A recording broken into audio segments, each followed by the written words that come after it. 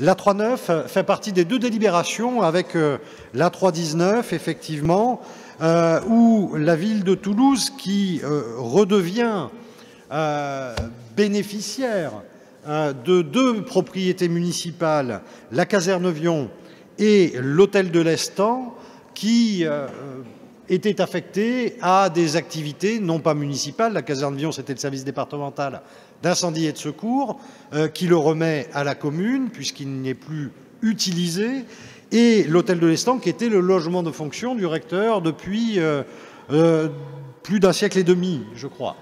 Dans ces deux cas, nous lançons une procédure après avoir fait le constat que les caractéristiques architecturales et bâtimentaires ne nous permettaient pas d'établir un projet en lien avec les besoins des compétences municipales.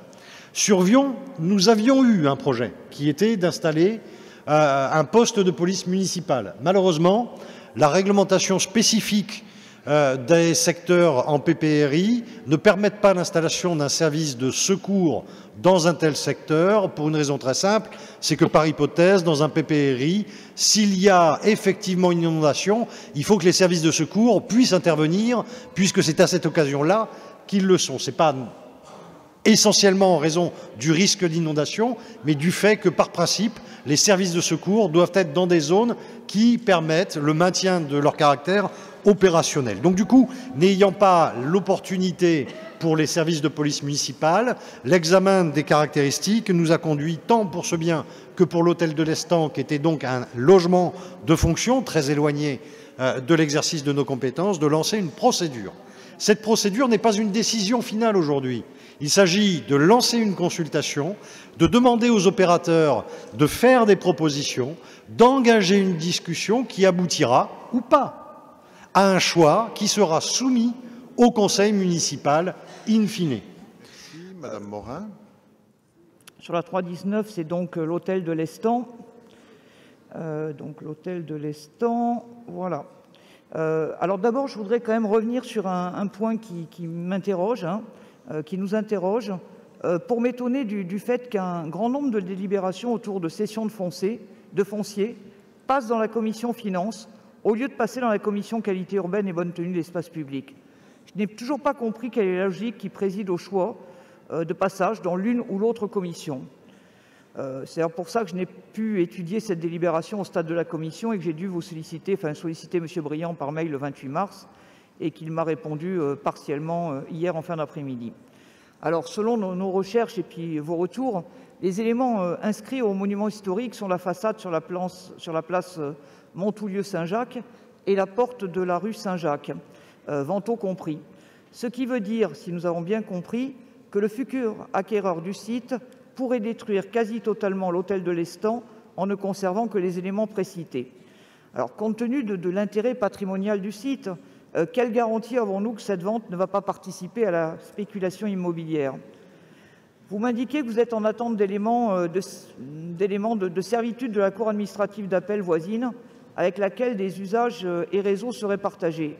Or, si je compare le plan annexé à la délibération sur lequel figure l'emprise qui serait cédée avec les vues de Google Maps, je constate que l'entrée de la nouvelle Cour administrative d'appel est bien dans l'emprise à céder.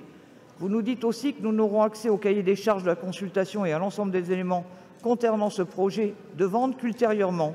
Que deviendra le jardin? Va-t-on garder un jardin dans ce quartier? Vous nous demandez donc de voter pour brader le patrimoine immobilier de la ville sans avoir tous les éléments permettant de juger de votre proposition.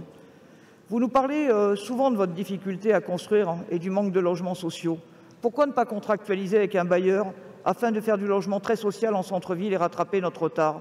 Ce serait enfin une belle occasion de faire de la mixité sociale qui est chère à vos cœurs. Merci. Intéressante. Pour le reste de ces locaux, les caractéristiques architecturales de construction, l'état bâtimentaire, fait que nous sommes sur des bâtiments extrêmement typiques, un logement de fonction pour le recteur. Bon, alors, si vous le demandez instamment, Peut-être que nous pourrions examiner l'opportunité d'en faire le logement de fonction pour le directeur général des services, mais je ne crois pas que ça soit et que ça réponde à la perspective raisonnable qu'on puisse avoir. Ce type de logement de fonction m'apparaît être un héritage de l'Empire, un peu désuet. C'est le charme de la République française. Pour ma part, je pense qu'il faut qu'on soit capable d'avancer dans le temps. D'ailleurs, cette désuétude, elle me fait penser à vos propos, cette espèce de romantisme sur le fait que tout ce qui est ancien est beau et bien. Aujourd'hui, tout ce qui est ancien est extrêmement consommateur sur le plan énergétique, est extrêmement mal adapté, Madame Morin y sera sensible, à l'accessibilité des personnes handicapées. Tout cela est extrêmement mal adapté à la qualité des conditions de travail des agents. C'est pour ça que pour les équipements qui reçoivent du public, pour les bâtiments qui sont des lieux de travail des agents, nous avons massivement investi ces dernières années. Les locaux de l'éducation à Bordeaux-Rouge, les locaux de la police municipale à Basso-Cambo, du rachat de bâtiments aux pénitents blancs pour pouvoir donner des conditions de travail satisfaisantes. Le projet de Technocentre à Atlanta.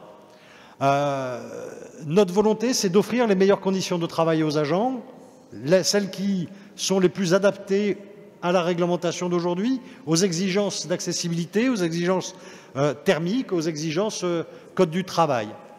Et je dois dire que d'un certain point de vue, votre volonté absolue de rester attaché à ces traces du passé me font penser à certains candidats à l'élection présidentielle qui eux-mêmes ne cessent de se référer au passé. Tout dans le passé n'est pas beau, tout dans le passé n'est pas bien, et en tout cas tout dans le passé n'est pas adapté à la situation et à la société dans laquelle nous vivons.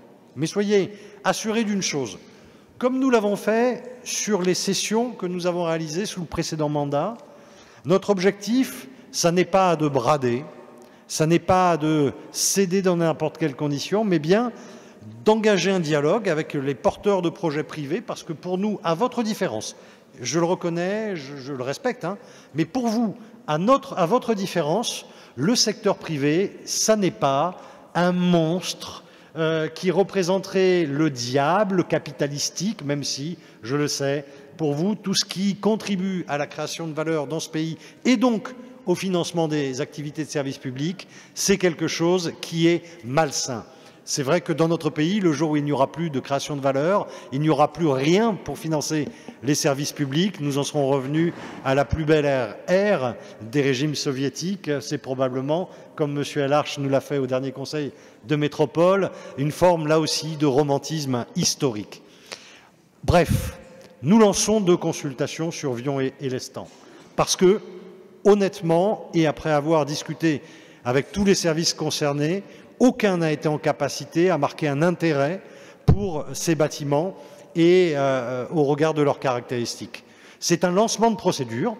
Nous allons recevoir les propositions, nous allons discuter, et si au terme de ces procédures, une proposition nous paraît satisfaisante, en capacité à préserver ces ouvrages et leur caractère remarquable sur certains aspects, eh bien, nous les soumettrons au conseil municipal pour qu'il approuve ou pas le projet qui aura pu être travaillé et identifié. Peut-être que nous n'aboutirons pas, peut-être que nous aboutirons à quelque chose qui intégrera également des éléments pour des activités de service public dans le cadre de ce dialogue qui n'exclut rien,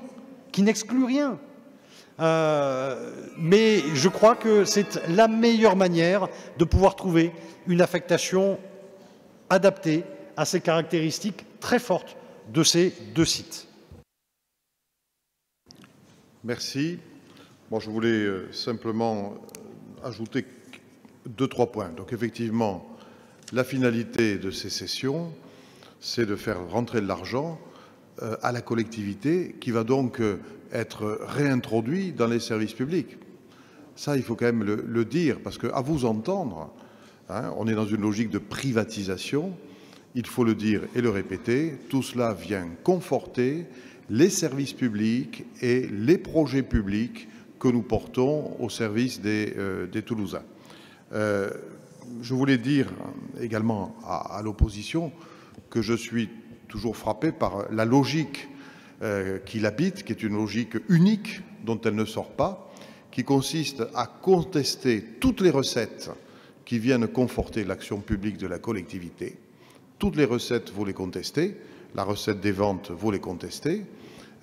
Et en même temps, vous proposez toujours des dépenses, en l'occurrence des dépenses plutôt floues, notamment sur la caserne Vion et l'hôtel de l'Estan, mais à aucun moment vous ne vous posez la question de savoir comment vous financez les dépenses que vous suggérez. Je vous le dis parce que tout cela frappe vos propos d'un manque de crédibilité. Je voulais donc, oui, allez-y. Monsieur Le Texier. Oui, Monsieur Baudry, je ne peux pas vous laisser dire certaines choses concernant la gestion publique et le fait qu'on ne serait pas préoccupé par les recettes.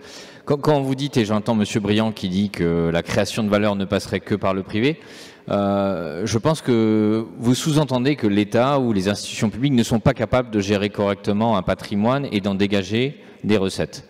Moi, je m'inscris en faux par rapport à cette pensée. Nous sommes tout à fait capables, en tant qu'organisme public, grâce aux différents leviers, ma collègue Isabelle Hardy l'a mentionné avec Opidea, nous sommes tout à fait capables de gérer des investissements, des programmes, de générer également des recettes. Et il ne faudrait pas non plus opposer à la gestion publique une gestion privée vertueuse. Je pense que d'ailleurs c'est compliqué de gérer de manière très vertueuse quand on doit dégager des marges à 2 chiffres pour ses actionnaires, contrairement à la puissance publique qui, elle, peut flécher tous les bénéfices de réalisation immobilière vers les habitants et ceux qui le nécessitent. Donc je pense que je pourrais vous retourner l'argument, dire qu'il faut absolument céder au privé parce que la puissance publique ne serait pas capable de gérer l'argent public. Ça me semble très dommageable en termes de discours démocratique. Donc nous nous inscrivons en faux par rapport à ce positionnement. La puissance publique est capable de gérer du patrimoine pour le bien-être des habitants. Et nous n'avons pas attendu que vous le disiez pour le faire. Par contre, je veux corriger la fin de votre propos. Lorsque nous déclenchons des ventes comme ces délibérations le proposent, il ne s'agit pas de dire que ces ventes sont réservées au privé. Monsieur Briand vous l'a précisé tout à l'heure. Ces ventes ouvrent la possibilité de projets qui peuvent venir d'acteurs privés. Effectivement, nous, on ne fait pas de discrimination maladive à l'égard du privé. Et également peuvent venir d'acteurs publics. Donc la porte n'est pas fermée aux acteurs publics. Ne nous faites pas dire, une fois de plus, le contraire de ce que nous disons. Alors, la 19e délibération, qui ne participe pas, qui s'abstient, qui vote contre, c'est adopté.